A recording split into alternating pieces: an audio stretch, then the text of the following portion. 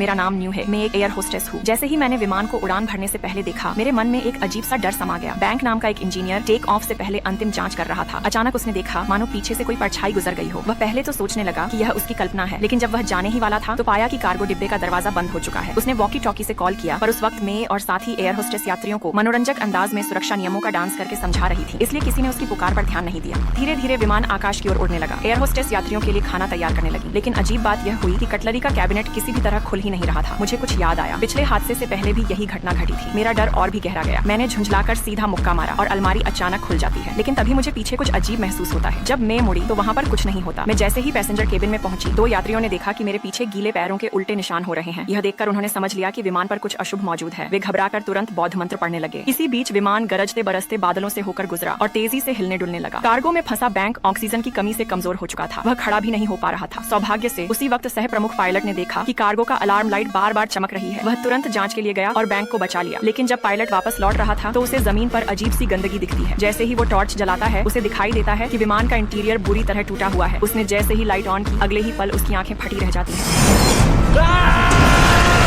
परंतु कुछ ही क्षण बाद जब वह लौटकर पैसेंजर केबिन आया तो उसका चेहरा पूरी तरह खाली और भाव शून्य था। मैं उसे देख रही थी और अचानक उसका शरीर हवा में ही गायब हो गया।